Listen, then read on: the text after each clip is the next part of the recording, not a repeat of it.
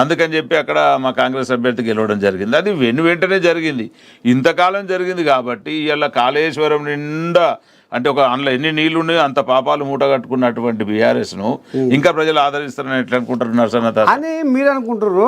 అవును, ఇవాళ ఏ ఒక్క పథకం కూడా పూర్తి స్థాయిలో జనాల్లోకి పోలేదు.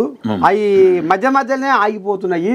ఏదో అతరబుతర ఆడంగిడంగా ఇచ్చినట్టు చేస్తుర్రు, చేతులు దులుపుకుంటారు, షెల్పట్లాడుతున్నారు కాంగ్రెస్ వాళ్ళు అనేది కూడా మరి బీఆర్ఎస్ వాళ్ళు అంటారు. బీఆర్ఎస్ వాళ్ళు ఖచ్చితంగా అంటారు. ఎందుకంటే ఇప్పుడు ఏమంటారు, మన పిల్లికి ఎలకకున్నట్టుగా నడుస్తుంది. కేవలం ఇప్పుడు వాళ్ళు తప్ప ప్రజలు ఏమన్నా అంటున్నారా? నిన్న కాక మొన్న మన తొలివెలుగు రఘు ఒక ఆయనది చూశాను నేను యూట్యూబ్లో. బీఆర్ఎస్ వాళ్ళందరూ ఉస్మానియా యూనివర్సిటీలో ఉన్న కొంతమందిని, బయట నుంచి తెచ్చిన కొంతమందిని పెట్టి ఒక సర్వే నడిపించుకుంటున్నారు.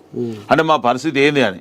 ఆల్రెడీ అది మునిగిన పడవ, ఇంకా పైకి చేతి పెడితే ఏమన్నా తేలుతామా లేస్తామా అని చెప్పేసి పైకి చేతులు జాపి చూస్తున్నారు, కానీ పాతాళంలోకి పోయినరు.